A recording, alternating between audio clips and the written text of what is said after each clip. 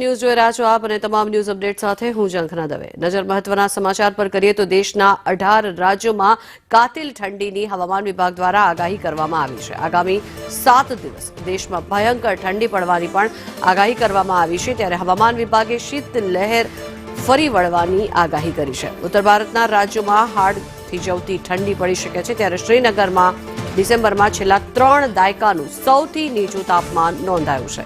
શ્રીનગરમાં લઘુત્તમ તાપમાન -8.5 ડિગ્રી નોંધાયું છે। ત્યારે કાશ્મીરમાં ચિલ્લાઈ કલાનો પણ સમય ચાલી રહ્યો છે। પહાડી વિસ્તારોમાં મોટાભાગે તાપમાન શૂન્યથી પણ નીચે જાય છે। ત્યારે હિમાચલ, જમ્મુ કાશ્મીર અને ઉત્તરાખંડમાં પણ 2.5 ફૂટ સુધીના બરફ છવાયેલો નજરે પડી રહ્યો છે। હિમાચલમાં 340 જેટલા રસ્તાઓ બરફથી ઢંકાઈ જતા રોડ રસ્તાઓ બંધ થયા છે। ત્યારે ઉત્તરાખંડના ચમોલીમાં હિમસ્ખલનનું પણ ઓરેન્જ એલર્ટ આપવામાં આવ્યું છે। 4 જાન્યુઆરીથી ઉત્તર ભારતમાં ભારે બરફવર્ષાની પણ હજી હવામાન વિભાગ દ્વારા આગાહી કરવામાં આવી છે। આગામી 7 દિવસ દેશમાં ભારે ઠંડી પડવાની આગાહી કરવામાં આવી છે। ત્યારે પંજાબ અને હરિયાણામાં પણ શીતલહેર રહી શકે છે।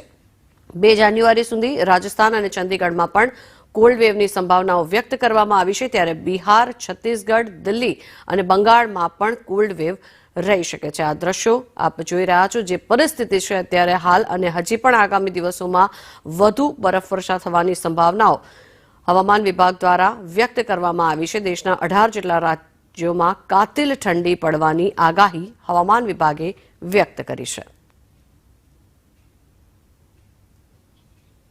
ઉત્તર ભારતના રાજ્યોમાં હજી પણ આ પરિસ્થિતિ સર્જાઈ શકે છે। ત્યારે 18 જેટલા રાજ્યોમાં હજી કાતિલ ઠંડીની હવામાન વિભાગ દ્વારા આગાહી કરવામાં આવી છે। આ દ્રશ્યો આપ જોઈ રહ્યા છો કાશ્મીરના આ દ્રશ્યો છે કે જેમાં હાડ થીજવતી ઠંડી પડી રહી છે। રોડ રસ્તાઓ પર બરફની ચાદરો છવાઈ ગઈ હોય તેવા અહીંયા દ્રશ્યો સર્જાયા છે। સાથે જ અનેક લોકોને ભારે હાલાકીનો પણ સામનો કરવાનો વારો આવ્યો છે।